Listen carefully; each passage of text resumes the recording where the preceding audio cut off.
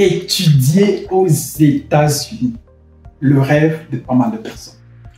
Au cours des derniers mois, pas mal de personnes nous ont contactés et ces personnes-là nous ont posé des questions sur les procédures du visa étudiant pour les États-Unis.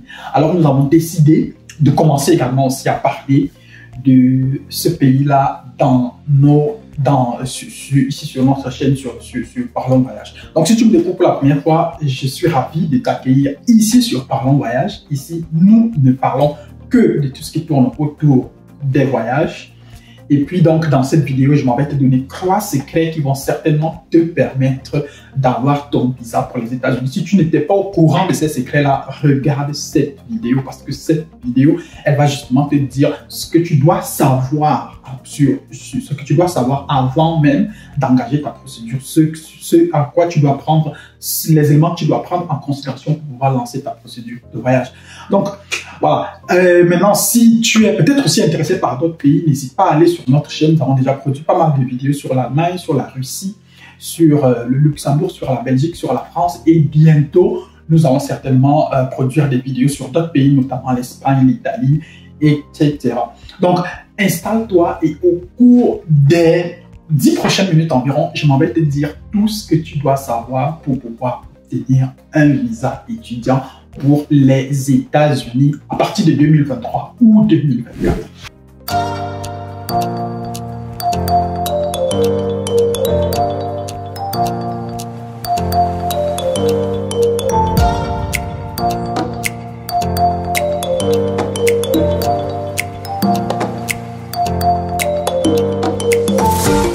Alors, comme il est de coutume, à l'entame de la vidéo, je présente généralement un livre de ma bibliothèque. Aujourd'hui, vu que nous parlons des États-Unis, j'ai décidé de vous parler d'une auteure américaine et une auteure qu'on ne présente plus, notamment Maya Angelou. C'est certainement l'une des icônes, l'une des plus grandes figures de la littérature noire américaine au cours du XXe siècle.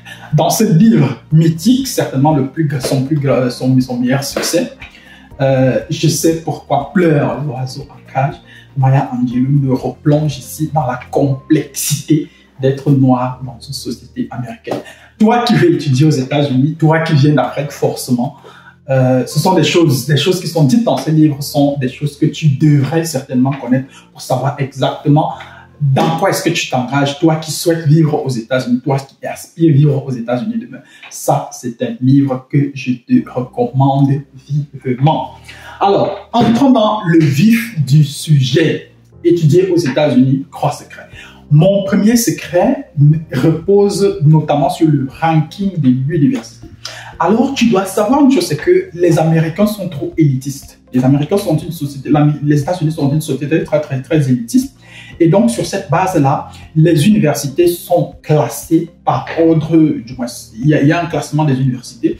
Et en fonction de la position d'une université sur ce ranking, dans ce ranking-là, ça peut également aussi avoir des conséquences ou bien une sorte d'influence sur tes chances d'avoir le visa. Donc, plus une université sera en haut du tableau, plus les chances d'avoir le visa lorsque tu as une admission dans cette université-là seront également aussi élevées. Moins l'université sera classée, moins les chances seront également élevées. Donc, maintenant, il faut aussi comprendre que plus une université est élevée, plus le ranking d'une université est élevé, plus aussi, forcément, le coût pour avoir accès à cette université-là sera aussi très élevé. Donc, ça aussi, ça va déterminer, ça va aussi également avoir un impact sur le coût, c'est-à-dire sur ta capacité à pouvoir financer tes études. Et justement, cette capacité-là, je vais parler de ça dans la suite de la vidéo. Donc, bien choisir les universités, moi je te recommanderais de chercher plus ou moins les universités des milieux de tableau, de chercher ne pas forcément,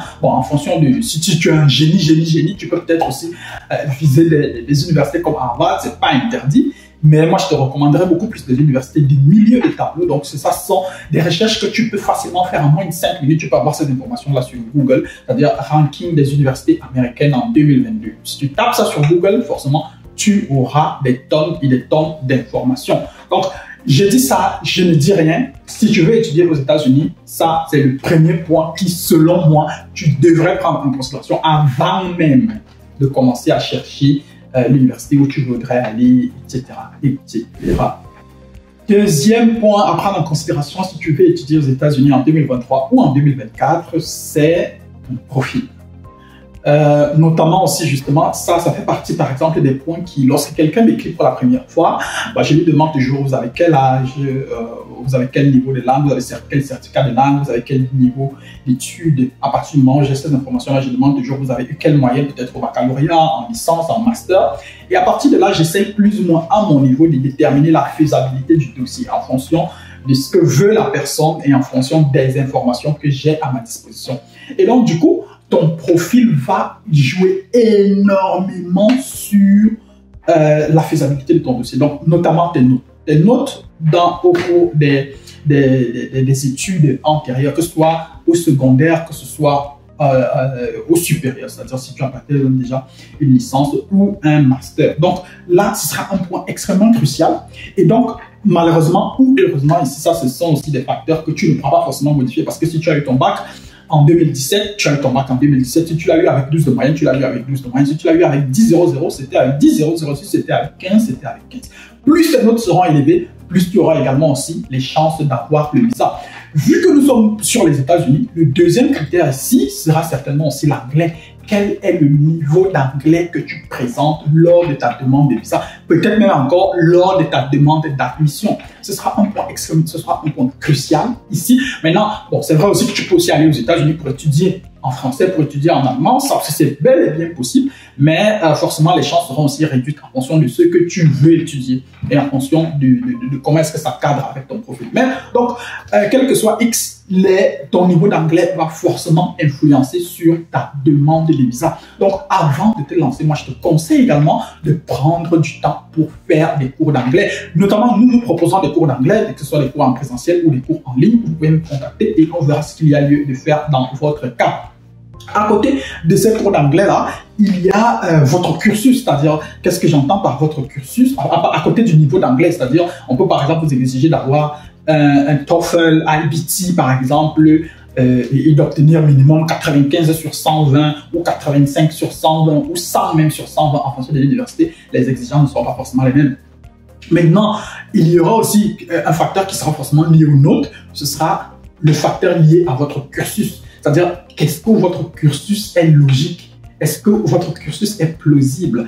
C'est-à-dire, si vous avez par exemple obtenu le baccalauréat en 2015 et que vous avez obtenu votre licence en 2020, il faut bel et bien justifier pourquoi il s'est déroulé. Il y a 5 ans qui séparent votre licence de votre baccalauréat. Donc, il y a forcément 2 années que vous allez devoir justifier. Et ça également aussi, ça va entrer en considération. Et donc, ça risque d'influencer un autre facteur qui sera certainement celui de l'entretien au niveau de l'ambassade des États-Unis. Au niveau de l'ambassade des États-Unis, il y a tous ces éléments-là que la personne qui va vous recevoir va vouloir demander, va vouloir en savoir plus. Et ce sera à vous de défendre votre projet d'études. Et c'est également aussi là où nous entrons en jeu. Si tu as besoin d'accompagnement pour ta procédure de visa étudiant pour les États-Unis et que, par exemple, tu veux quelqu'un qui va te préparer pour ton entretien, n'hésite pas, nous sommes là, nous pouvons faire nous pouvons t'entretenir en français d'abord et également aussi en anglais. Ça, c'est la bonne nouvelle, c'est que nous pouvons également, pour anticiper un certain nombre de choses, parce qu'il peut arriver que le jour de ton entretien à l'ambassade des États-Unis, qu'on veille bel et bien tester ton niveau d'anglais. Et donc, nous, à notre niveau également aussi, on se rassure que ton niveau d'anglais ne va pas te porter préjudice. Si tu as besoin d'accompagnement, n'hésite pas à nous contacter et nous serons ravis de mettre à ta disposition notre savoir-faire. Le dernier point sur ma liste, et certainement pas des moindres, c'est celui qui concerne les revenus. L'argent, c'est le nerf de la guerre. Si tu n'as pas d'argent, même si tu as des 17 de moyenne, on ne va pas te donner le visa. Tu dois être capable de prouver que tu as les moyens pour pouvoir financer tes études et ton séjour aux États-Unis. Maintenant, ici, contrairement par exemple aux pays comme l'Allemagne, comme la France, en France par exemple, on va te dire qu'il te faut par exemple 7400 € dans son compte ou ça pour rien, point. Il n'y a pas de négociation là-dessus. En Allemagne, on va par exemple te dire qu'il te faut 11 200 €. En Luxembourg, on va te dire qu'il te faut 12 000 €. Aux États-Unis, il n'y a pas de montant Il n'y a pas de montant fixe. Le montant, il est comme le dollar. Il est comme le dollar, il monte, il descend en fonction des situations. Il peut arriver, par exemple, que tu débarques à une admission dans une université ou un programme pour pouvoir étudier. Il faut payer, par exemple, 50 000 $ l'an. Moi, par exemple, l'année dernière, il y a une université américaine, une brillante, une très, très réputée université américaine qui m'a contacté via LinkedIn. Ils m'ont dit qu'ils ont regardé mon profil sur LinkedIn et puis ils ont trouvé ça assez intéressant et que je corresponds justement au genre de candidat qu'ils recherchent. Sauf que j'ai fait quelques recherches sur l'université. Il s'avère qu'il faut payer 50 000 $, non, 52 000 $ l'an. Pour moi, c'était assez compliqué de m'imaginer payer 52 000 $ l'an, mais c'est vrai quand même que ce qu'ils proposent en termes de programme dans le domaine de business administration, c'est outstanding. C'est juste wow. Parce que quand je vois par exemple ce qu'ils proposent, quand je vois le type de projet, le type de contenu qu'on développe dans ce programme-là, c'est clair que quand tu sors de là, c'est facile pour toi de te retrouver dans un poste de top management dans une grosse boîte, je sais pas, Google, Maserati ou bien whatever.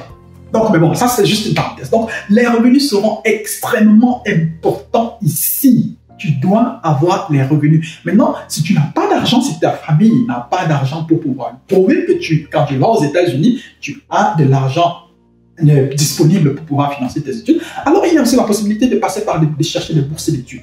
Maintenant, comment chercher une bourse d'études aux États-Unis? Bon, c'est vrai, nous allons revenir dessus, nous allons faire forcément une vidéo où nous allons spécifiquement vous parler des bourses d'études aux États-Unis. Mais maintenant, sur notre chaîne déjà, nous avons au moins déjà une vidéo qui vous parle en gros de comment fonctionnent les bourses d'études, de comment faire pour les trouver. Tu peux juste scroller la liste des vidéos sur notre chaîne, chercher la vidéo en question et puis tu vas forcément la retrouver.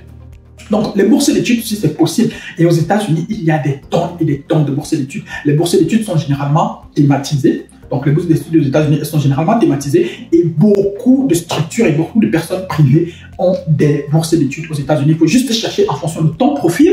Et maintenant, ton profil, c'est généralement, tu es africain, peut-être, je sais pas, tu es peut-être musicien, peut-être la musique, tu aimes peut-être le sport, tu aimes peut-être l'écriture, tu aimes peut-être ci, tu aimes peut-être ça. En fonction de ton profil, forcément, tu peux trouver quelque chose. Tu peux forcément trouver ton compte. Il faut juste que tu fasses des recherches, mais également profondément des recherches, et puis tu pourras forcément trouver ce qui correspond plus ou moins à tes recherches. Donc ça, par exemple, c'est c'est l'un des conseils que moi je donne à ceux qui veulent aller étudier aux États-Unis, parce que chaque fois que quelqu'un m'écrit qui me dit qu'il veut aller étudier aux États-Unis, la première question que je pose, peut-être même parfois avant de demander des questions sur le c'est est-ce que vous avez l'argent? C'est-à-dire si on vous trouve par exemple une admission dans une université où il faut payer 30 000 $ l'an, est-ce que vous avez l'argent? C'est-à-dire en France, c'est pas environ 20 millions de francs CFA. Est-ce que vous avez ces 20 millions, bon, environ, est-ce que ça veut dire ces 20 millions de francs CFA à votre disposition? Si vous ne les avez pas, comment est-ce que vous comptez faire pour justifier? Parce que ça ne sert à rien de commencer une histoire que nous n'avons pas terminée. Donc, toi qui veux étudier aux États-Unis, toi qui es intéressé par le pays de l'oncle Sam, j'espère t'avoir apporté un tout petit plus sur ton chemin vers la gloire glorieuse, comme on le dit au Cameroun.